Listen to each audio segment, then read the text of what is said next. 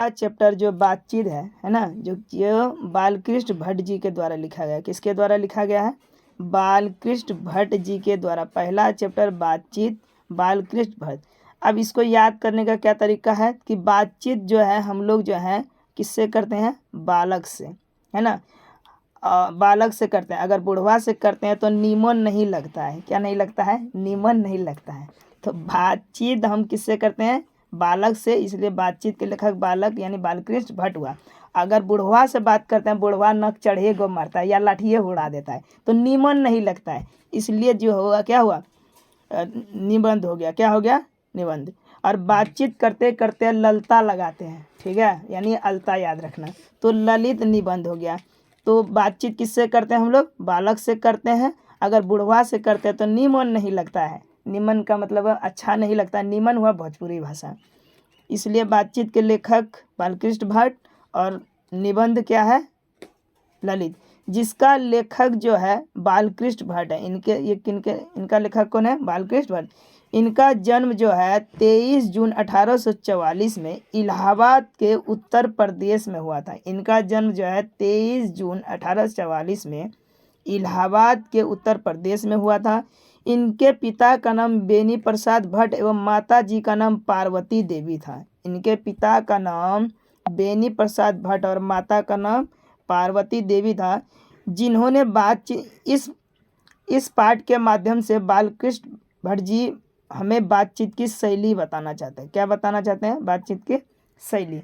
यानी बालकृष्ण भट्ट जो है बातचीत के पाठ के द्वारा माध्यम से बातचीत की शैली के बारे में बताना चाहता है कि बातचीत यानी हम लोग जो है बातचीत कैसे करेंगे, क्या शैली है, क्या तरीका है। उसके बाद आता है कि अब ये प्रारंभिक काल में संस्कृत शिक्षा प्राप्त किए थे। यानी बालकृष्ण भट्ट जो है इनकी पहली शिक्षा जो प्राप्त की थी इन्होंने संस्कृत भाषा से प्राप्त की थी। 1867 में प्रयाग के मिशन स्कूल से इन्होंने एंट्रेंस की परीक्षा पास की। 1867 में प्रयाग मिशन नाम स्कूल से इन्होंने एंट्रेंस की परीक्षा पास की। भट्ट जी ने हिंदी प्रदीप नामक पत्रिका के माध्यम से सामाजिक साहित्यिक नैतिक और राजनीतिक रूप से मानवता की सेवा की। इन्होंने यानी बालकृष्ण भट्ट जी ने हिंदी नामक पत्रिका का संपादन किया और इस पत्रिका के संपादन के माध्यम से वहाँ के सामाजिक साहित्यिक नैतिक और राजनीतिक के मानवता की सेवा के बारे में बताया और सेवा की। बालकृष्ण भट्ट जी जो है आधुनिक हिंदी गद्य के निर्माता है।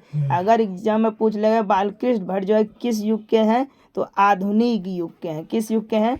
आधुनिक युग के। और हिंदी गद्य के, किस गद्य के? हिंदी के गद्य खंड के निर्माता हैं। उसके बाद आधुनिक युग से लेकर के ये भारतेंदु युग के प्रमुख रचनाकार रहे। आधुनिक युग से लेकर के भारतेंदु युग तक रहे, साहित्यकार के रूप में रहे। ये एक महान पत्रकार, इन्होंने कई महान पत्रकार, निबंधकार एवं हिंदी आधुनिक आलोचना के प्रवर्तक हैं। इनको बालकृष्ण भट्ट को जो है इनको पत्रकार के रूप में माना गया है। ये पत्रकार भी थे, निबंधकार भी थे और आलोचनात्मक व्यक्ति भी थे। 20 जुलाई 1914 को बालकृष्ण भट्ट की मृत्यु हो गई। ठीक है, 20 जुलाई 1914 को बालकृष्ण भट्ट जी की मृत्यु हो गई। इनके द्वारा कई चीज़ लिखे गए जो मुख्य रूप से याद रखना है वो हमारा पहला क्या उपन्यास है। इन्होंने रहस्य कथा लिखा, नूतन ब्रह्मचारी, 100 अजान एक सुजान लिखा, गुप्त बैरी लिखा, रसाताल यात्रा लिखा, सद्भाव का अभाव लिखा और इन्होंने कुछ नाटक लिखे जो प्रमुख है। पद्मावती लिखा, किरात जुनियन लिखा, वाणी संहार लिखा, शिशुपाल वध लिखा। इन्होंने ऐसी चीज़ लिखा। तो आप लोग जो यहाँ पर क्या देखे कि बालकृष्ण भट्ट का जन्म आप लोगों ने देखा, उनके लेखक देखे, बातचीत के द्वारा इन लोगों ने बातचीत की शैली के बारे में बताया, इनके माता के नाम देखे और पिता के नाम के बारे में इनकी जीवनी और इनके द्वारा नाटक और उपन्यास कितना लिखा था वो देखें। अब आगे चलते हैं, कुछ महत्वपूर्ण जो होता है इनके द्वारा जो प्रश्न बन सकता है उनको थोड़ा सा और भी जो इन्होंने लिखा है वो भी देख लेते हैं। इन्होंने नल दमयंती लिखा है, शिक्षादान लिखा है, चंद्रसेन लिखा है, सीमा वनवास लिखा है, जैसा काम वैसा परिणाम लिखा है, नई रोशनी का विष लिखा है, आचार विडम्ब इत्यादि लिखा है। अब आप लोगों के आगे कई प्रश्न, इतना में से कई प्रश्न बनता है। तो पहला प्रश्न बनता है कि बालकृष्ण भट्ट का जन्म कब हुआ था। तो बालकृष्ण भट्ट का जन्म कब हुआ है ना, कब 23 जून 1844 है ना, 23 जून 1844। बालकृष्ण भट्ट जी की मृत्यु कब हुई थी, आप लोगों ने अभी देखा कब हुई थी, है ना, 20 जुलाई 1914 ईस्वी को, 20 जुलाई 1914 ईस्वी को। ये महत्वपूर्ण प्रश्न है। उसके बाद हम लोगों ने क्या दिखाया था कि बातचीत जो है शीर्षक निबंध के निबंधकार, यानी बातचीत जो शीर्षक जो दी गई है वो निबंध जो है उनके निबंधकार कौन है, तो हमारे वो बालकृष्ण भट्ट जी हैं। कौन है, बालकृष्ण भट्ट जी के द्वारा ये क्या लिखा गया है, निबंध लिखा गया है।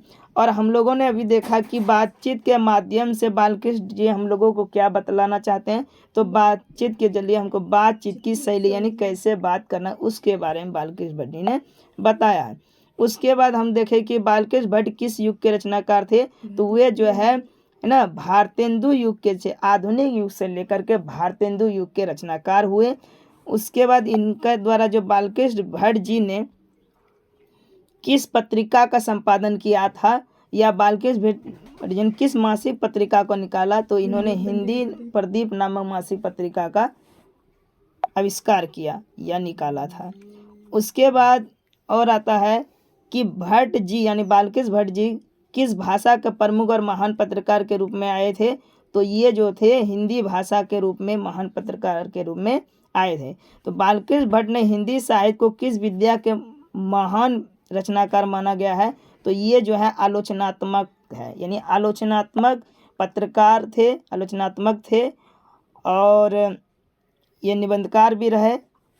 ठीक है। उसके बाद आता है कि बालकृष्ण भट्ट जो है, बालकृष्ण भट्ट किस काल के रचनाकार थे। तो काल आएगा तो ये काल आ जाएगा आधुनिक काल में, युग आएगा तो भारतेंदु युग कहेंगे। जैसा काम वैसा परिणाम अभी हम लोगों ने देखा, तो ये किसके द्वारा रचा हुआ प्रश्न है। तो ये बालकृष्ण भट्ट जी के द्वारा रचा हुआ ये प्रश्न है। दमयंती स्वयंवर किस लेखक की रचना है। तो दमयंती स्वयंवर जो है बालकृष्ण भट्ट की जो रचनाएं हैं। उसके बाद आता है कि बालकृष्ण भट्ट की रचना बातचीत क्या है, ये क्या है, ललित निबंध है। क्या है, ललित निबंध है ना, क्या है, एक ललित निबंध है। दिखाई दे रहा है बबलू कि सिर्फ सुन रहा है, खड़ा होने कहेंगे। बालकृष्ण भट्ट के पिता का क्या नाम था, हम लोगों ने देखे थे कि बेनी प्रसाद भट्ट था। बालकृष्ण भट्ट के माँ का क्या नाम था, तो पार्वती देवी था, ये हम लोगों ने देखा। उसके बाद असल बातचीत सिर्फ कितने व्यक्तियों में हो सकती है, तो 2 है ना। असल बातचीत जो है सिर्फ क्या बोला, असल बातचीत सिर्फ 2 व्यक्तियों में होती है, यह किसका मत है ना। ये जो थे एडिसन ने बताया था कि असल बातचीत जो है 2 व्यक्तियों में हो सकते हैं। कितने व्यक्तियों में हो सकते हैं, 2 व्यक्तियों में। जब मनुष्य बोलता है ना, बोलता नहीं तब तक उसका क्या प्रकट नहीं होता। जब तक मनुष्य बोलेगा नहीं उसका गुण दोष क्या होता है, प्रकट नहीं होता। जब तक मनुष्य बोलता नहीं है उसका गुण दोष प्रकट नहीं होता है। उसके बाद आता है तुम्हारा अशिक्षित लोगों की बातचीत को क्या कहते हैं। अशिक्षित है ना, जो अशिक्षित है, बत कही बात। जो अशिक्षित लोग होते हैं जो बातचीत करते हैं तो उस बत कही बात का कोई ठिकाना नहीं होता है। ठीक है। तो ये आप लोगों का था लेखक परिचय। क्या था, ये हुआ आप लोगों का बालकृष्ण भट्ट का